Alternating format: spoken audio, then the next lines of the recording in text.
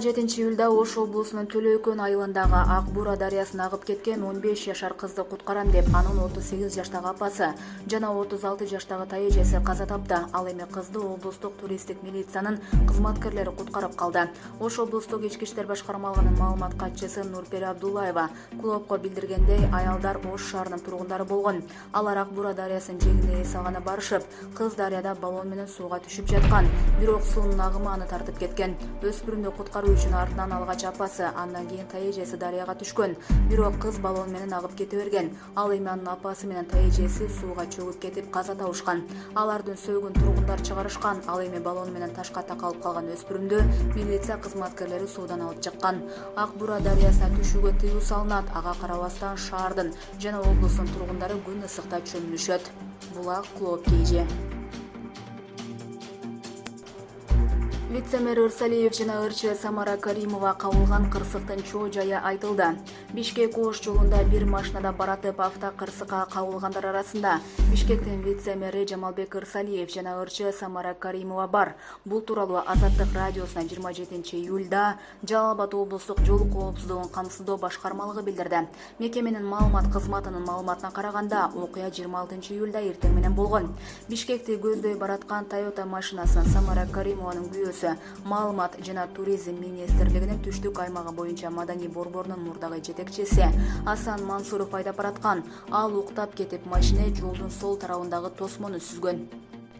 Натыйжада Асан Мансуров менен Жамалбек Ырсалиевден тышкары 2 адам Токтогул районунун ооруканасынын хирургия бөлүмүнө түшкөн. Самара Каримова ошол эле оорукананын жандандыруу бөлүмүнө жаткырылган.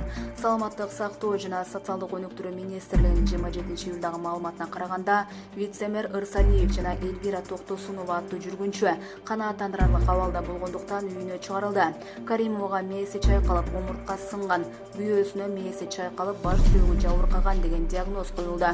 Дарыгерлер жубайлардын жана алар менен чогуу кырсыктаган Алина Назарова аттуу жүргүнчүнүн абалы туруктуу экенин, алар дарылануусун ооруканада улантып жатканын билдиришти. Булак Азаттык. Жеңиш Молдахматов ачкачылык жарыялады. Бул тууралуу маалыматты Эрлан Бекчуроев билдирди.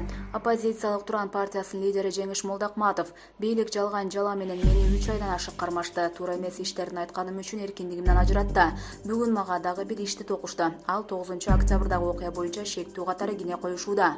Сурак протоколуна шектүү жөнүндө кабарламасына кол койгон жокмун. Бул бийликтин саясий чечимине макул эмесмин. Бүгүндөн баштап ачкачылык жарыялайм. Чындык үчүн күрөштө акыйкат чечим болбосо, менин сөөгүм чыгат. Адилеттүү тергелишин талап кылам, деди ал. Булак Назар Ньюс KG.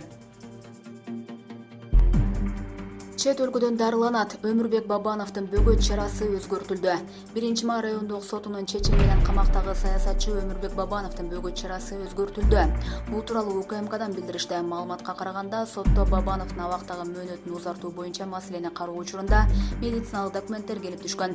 Анда саясатчынын ден соолугунун начарлашына байланыштуу чет өлкөдөгү ооруканаларга барып дарылануу муктаждыгы бар экени көрсөтүлгөн. Буга байланыштуу 27-июлда 1-май райондук соту Бабановдун бөгөт чарасын өзгөрттү.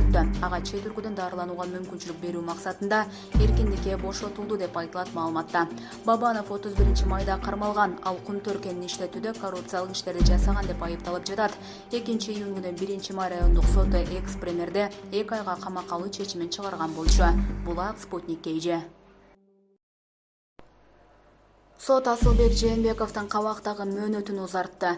1-май райондук соту жогорку кеңештин депутаты Асылбек Жээнбековдун бөгөт чарасын карап, камактагы мөөнөтүн дагы 2 айга узартты. Бул тууралуу Спутник Кыргызстан агенттигинин кабарчысы саясатчынын адвокатына таянып билдирди. Жогорку кеңештин депутаты Төрөбай Зулпукаровдун дагы бөгөт чарасы каралды. Эки саясатчыны колдогон 300дөй киши соттун имаратынын алдына чогулушту. Эскерте кетсек, Жээнбеков менен Зулпукаров Кумтөр иши боюнча жазык кодекстин 319-коррупция беренесинин негизинде шектелип, 31-июлга чейин камакка алынган болчу. Булак Спутник KG. Элиза үй буюмдарынын өкүлдөрү алдамчылыкка шектелип кармалды. Бул боюнча Свердлов райондук ички иштер бөлүмүнүн маалымат кызматынан билдиришти. Билдирүүгө ылайык Бишкек шаарынын Свердлов райондук ички иштер башкармалыгына жаран кайрылып, аттуу аял алдамчылык жолу менен ишенимине кирип, Элиза үй буюмдары тобундагы абоненттик номерлордун акчасын көбөйтүп берүүнү айтып, акча каражатын алган. Ошондой эле Элиза үй буюмдарынын өкүлдөрү каржы пирамидасын уюштуруучулар болуп саналган. Аталган факты Свердлов райондук ички иштер бөлүмүнүн кылмыштардын жана жоруктардын бирдиктүү реестрине катталган. Тергөө иш-чараларынын жүрүшүндө Бишкек шаарынын Свердлов райондук ички иштер бөлүмүнүн криминалдык милиция кызматынын ыкчам кызматкерлери тарабынан кылмышка шектелип, 1997 жылы туулган Б.Э, 1994 жылы туулган М.О кармалды. Алар убактылуу кармоочу жайга киргизилди. Эске сала кетүүчү жагдай жапа чеккен жана кандайдыр бир маалыматка ээ болгон жарандар төмөнкү номерлерге байланышса болот: 0553 08 75 57, 0701 00 61 06, 0706 51 51 54. Булак Дейлы Кейже.